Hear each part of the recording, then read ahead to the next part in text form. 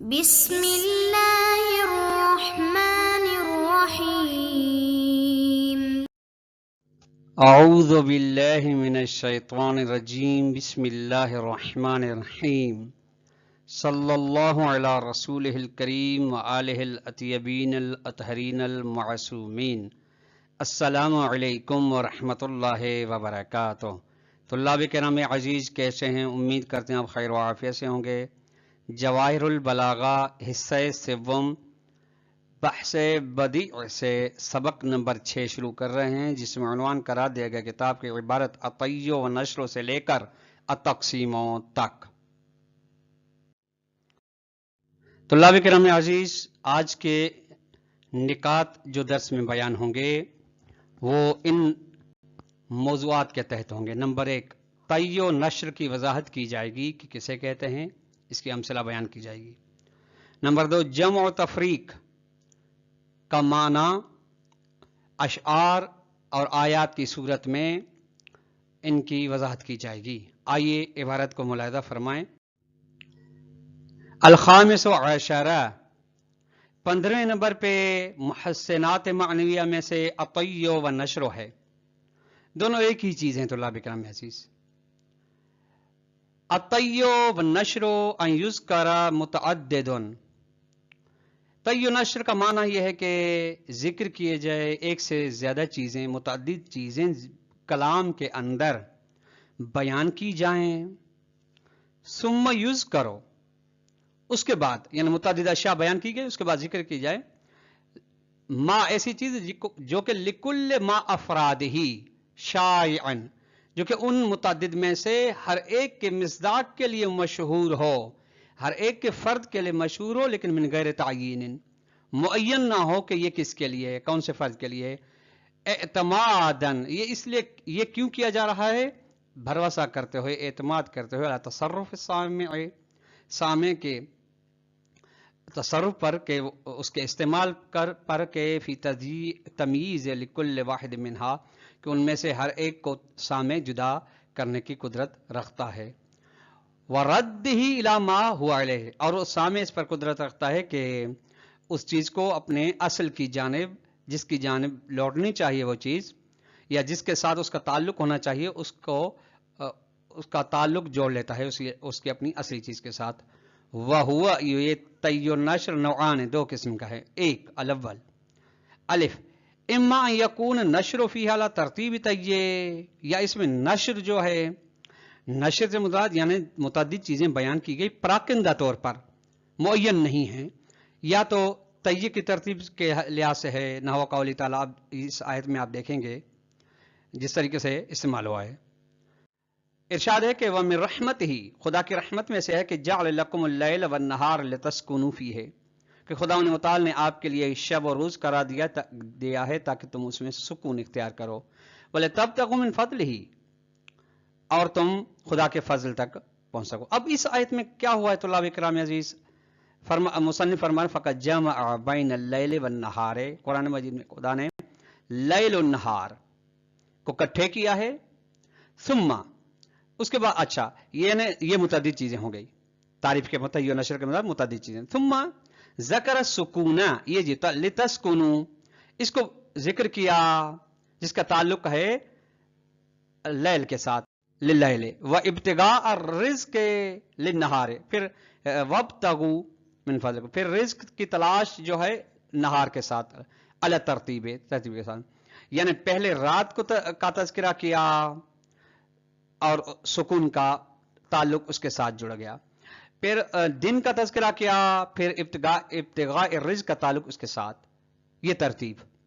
وَكَقَوْلِ تعالیٰ، وَكَقَوْلِهِ، شاعر کا یہ قول ہے کہ جس طریقے سے کہ فعل المدام ولونها ومذاقها فی مقتلتیہ ووجنتیہ ورائقہ، یہ ترجمہ جس کا یہ کہ یعنی شراب کا کام اور رنگ و اس کا ذائقہ دو آنکھوں میں دو قسم کا اور آب دہن ہے، دو قسم کا ہے اور آب دہن ہے۔ با، وَإِمَّا أَن يَكُونَ النَّشْرُ عَلَى خِلَافِ ترتیب طی، یا تو پھر نشر جو ہے طی کی ترتیب سے ہٹ کے ہے، الٹ ہے. نحو قولی تعالیٰ، جس طریقے سے یہ ارشاد گرامی ہو رہا ہے فَمَحَوْنَا آیَةَ اللَّيْلِ، ہم مٹا دیتے ہیں رات کی نشانیوں کو، وَجَعَلْنَا آیَةَ النَّهَارِ مُبْصِرَةً، اور پھر دن کی نشانیوں کو ہم واضح اور کھلم کھلا رکھ دیتے ہیں، لِتَبْتَغُوا فَضْلًا مِن رَبِّكُمْ، تاکہ تم پر اپنے پروردگار کے فضل تک پہنچ سکو، وَلِتَعْلَمُوا عَدَدَ السِّنِينَ وَالْحِسَابَ، اور تم تاکہ جان سکو سالوں کے عدد کو اور حساب کے عدد کو. اب اس میں فرما رہے ہیں کہ ذَكَرَ ابتغاء الفضل لِتَبْتَغُوا، لسانی دوسرے کے ساتھ اس کا کیا، وَعَلِمَ الْحِسَاب، یہاں پہ حساب نے للاول، اور جو لِتَعْلَمُوا عَدَدَ سنین والحساب جو ہے اول کے ساتھ علی خلاف ترتیب، اس میں ترتیب کا لحاظ نہیں رکھا گیا. یسمى لف و نشر ایضا، اس کو لف و نشر بھی کہا جاتا ہے، لف و نشر مشوش جسے کہا گیا ہے. السادس عشر الجمع، 16ویں نمبر پہ ہے محسنات بدی میں سے، محسنات معنوی میں سے الجمع ہے. الجمع ہی ان یجمع المتکلم بین متعدد تحت حکم واحد، جمع یہ ہے کہ متکلم اپنے کلام کے اندر متعدد چیزوں کو اکٹھے کرتا ہے، وہ متعدد چیزیں جن کا حکم ایک ہے، یا دوسرے الفاظ میں کہا جائے کہ ایک حکم کے تحت متعدد چیزوں کو متکلم اکٹھے کرتا ہے. وذالک الف اثنین، یا تو پھر وہ دو چیزیں ہوتی ہیں جن کو متکلم ایک حکم کے تحت لاتا ہے، جس طرح المال، نحو قول تعالی المال والبنون زینت الحیات، حیات الدنیا، کہ مال و اولاد دنیاوی زندگی کی زینت و حسن و خوبصورتی ہیں. اب اس میں کیا ہے طلاب کرام عزیز کہ دیکھیں، ایک مال ہے، دوسرا بنون ہے، دونوں کا حکم کیا ہے؟ زینت. متعدد چیزیں ہیں، مال جدا ہے، بنون جدا ہے، لیکن حکم دونوں کو وہی خوبصورتی ہے.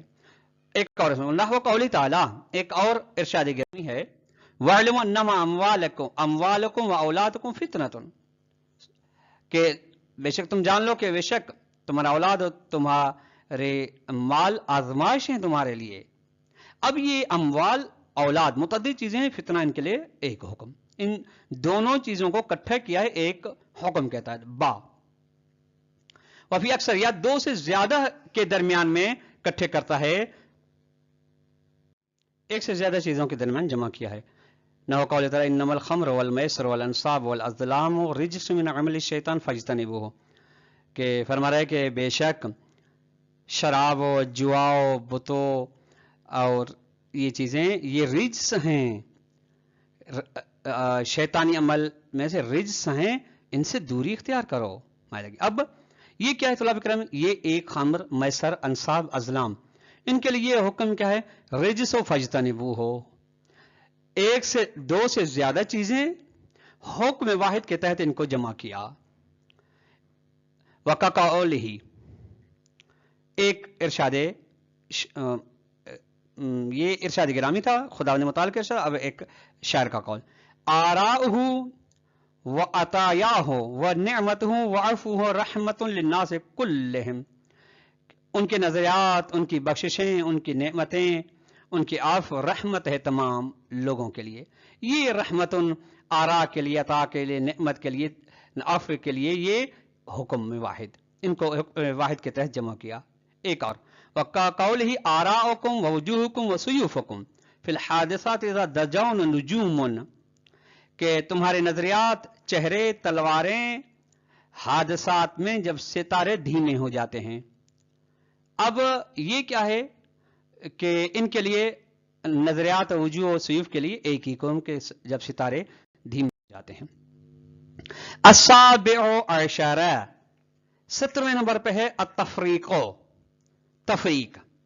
تفریق کی تعریف کیوں کرتے ہیں؟ التفریق ان یفرق بین امرین من نوع واحد فی اختلاف حکمہا، کہ جدائی اختیار کی جائے، جدائی ڈالی جائے دو چیزوں کے درمیان جو ایک نوع سے دو چیزیں ہوں، یعنی ایک نوع کی دو چیزیں ہیں، ان کے درمیان میں جدائی ڈالی جائے. کس بات میں؟ فی اختلاف حکم، اس بات میں کہ دونوں کا حکم جدا گانا ہے.